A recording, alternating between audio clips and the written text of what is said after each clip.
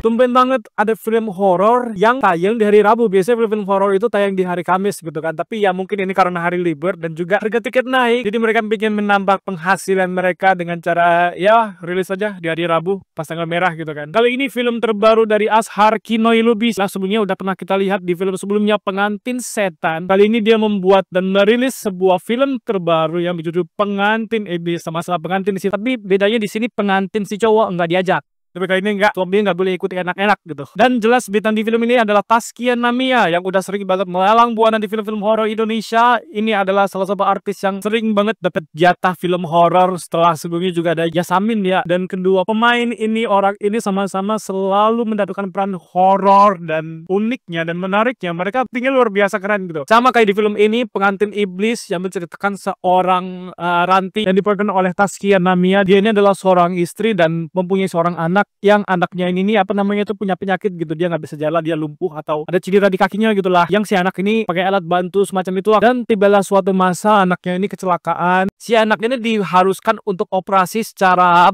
cepat gitu, kalau enggak bakal ada akibat yang fatal gitu, anaknya bisa meninggal. Tapi ada 10% kemungkinan anaknya tuh bakal sembuh. Tapi ya karena si Ranti ini nggak punya uang yang cukup untuk membiayai operasi, akhirnya dia kayak dipertemukan gitu dengan seorang ibu-ibu atau mbah gitu yang menawarkan dia ternyata ada jalan pintas untuk ngebikin anaknya sembuh total dari penyakitnya itu tadi. Ya, dan akhirnya dia pilih jalan pintas itu. Apa jalan pintasnya?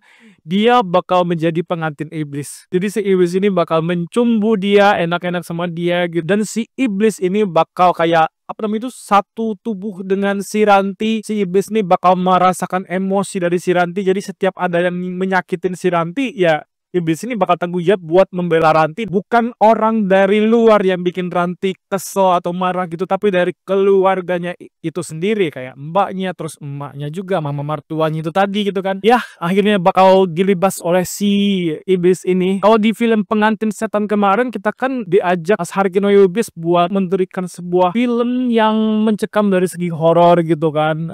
Penampakan dari hantunya juga, dari setannya itu tadi. Tapi kalau di Pengantin Iblis ini kita diajak buat kayak ngeliatin kekejaman dari iblis ini buat ngebunuh si keluarga si Ranti ini tadi. Jadi kalau kalian lebih suka untuk film yang tipe yang gore, terus banyak sayatan, terus budoh-budohan gitu, kalian lebih cocok untuk film ini. Pengantin Iblis ini malah nggak ada scene yang menurut gua beneran nyeremin dari segi hantu ya, tapi lebih ke kayak mata kecungkil, terus juga adegan berdarah, gore gitu. Jadi kalau kalian suka ya pilih Pengantin Iblis. Di film ini kalian harus sabar buat menunggu filmnya berasa kayak lebih seru gitu, karena di film ini bakal paruh pertamanya bakal nyeritain segala macam keruutan rumah tangga ini dan juga keluarga ini, karena suaminya juga nggak ngebela si istri ini kan. Si Ranti ini dia nggak ngebela si Ranti. Jadi kayak si Ranti ini ya, kenapa suami gua kayak nggak ngebelain gua gitu, padahal gua udah dicaci maki sama keluarga, dicaci maki sama emak, ada pertengkaran di rumah tangga mereka. Kayak ya si Ranti kenapa nggak ngejemput anaknya, terus juga kenapa nggak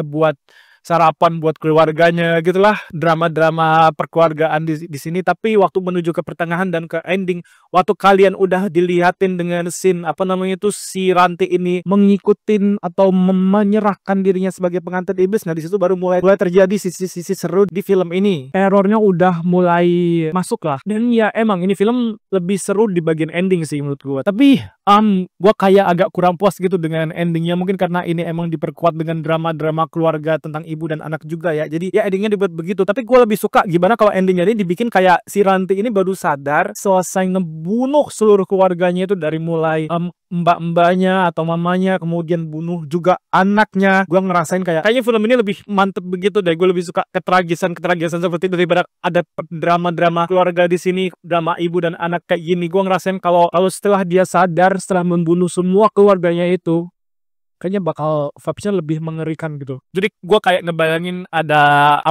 suasana The Mist, ending The Mist, kalau kalian pernah nonton filmnya. Itu kan berasa kayak wah anjing, ini udah selesai film tapi malah bikin kesel gitu. Mungkin juga di film ini ya dibuat ending seperti itu menyisakan 2 orang ya, karena si Ranti juga bilang gitu kan, yang orang yang dia sayang si Gita dan ya anaknya itu tadi. Ya cukup oke juga endingnya, tapi agak kurang puas aja sih buat tadi. Dan gua setelah ngeliat film ini keluar kayak di title-nya gitu kan, nulis pak, gue gila, gue nggak expect sama sekali dengan ceritanya dia bakal seperti ini. Ini salah satu film yang dia bikin dengan skrip yang gua rasa bagus. Setelah sebelumnya sebut aja lah Kakak di Desa Penari, terus juga Primbon, Ivana, Pemandi Jenazah, dan Nur Universe. Apa sih yang harus kita expect dari seorang Lele Laila? Tapi setelah gue nonton film ini, ya emang sih Lele Laila tuh banyak yang zong. Ada beberapa film yang cukup oke juga, kayak contohnya film ini pemisahan dia cukup oke menurut gua. Tapi mungkin karena ini ditandemkan dengan Ashar Kinoy Lubis, jadi kebantu dengan gimana kreatifnya si sutradara ini gitu untuk menampilkan thriller dan juga rasa-rasa mencekam gitu kan. Apalagi Taskia Namia di sini aktingnya luar biasa keren banget, serius. Ini mungkin salah satu film dengan akting dia yang juga performance-nya luar biasa dia di sini. Gimana cara dia bisa ngeliatin apa sosok gilanya gitu kan. Kalau kalian suka dengan sebuah film horor yang lebih memberikan efek apa namanya psychological gitu, tonton ini deh. Tapi ya dari segi penulisan gue agak kurang suka dengan karakter si mamanya dia si Eyang kalau mereka sebutnya, karena si Eyang ini selalu menggunakan kata tidak gitu. Kayak contohnya aja tidak, jangan lakukan seperti itu, nanti kita bakal begitulah. Kayaknya terlalu kaku sih buat didengar, kayak ya kenapa aja bilang enggak gitu.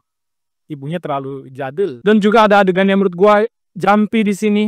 Karena tiba-tiba si Ranti kok bisa langsung dipasung gitu. Padahal menurut gue sendiri ngerasa penasaran gitu. Gimana cara dia bisa dipasung gitu kan. Karena si Ranti juga dilihatin kayak dia nggak bisa sepenuhnya buat mengontrol dirinya sendiri gitu kan. Dikuasain juga oleh si iblis ini. Pasti iblisnya juga marah gitu kan. Kayak gimana cara Ranti menolak apa. Gimana lah besok tiba-tiba langsung dirantai, dipasung. Terus juga masa semudah itu buat dipasung di kamar mandi pula. Ya itu aja sih yang menurut gue kurang dijelasin di film ini. Bagian pasung gitu tadi kayak terlalu tiba-tiba dipasung. Mungkin bagi penonton yang nggak sabaran, kalian bakal ngerasa lama sih di bagian pertama film ini karena ya setupnya cukup panjang ya menurut gua, dan juga sama sekali nggak ada teror di situ, nggak ada sesuatu yang mencekam, tapi ya emang munculin segala kerumitan rumah tangga dan keluarga ini. Itu sih. Dan ya silakan tonton filmnya, udah tayang di bioskop. Terima kasih dan tek anak ayam.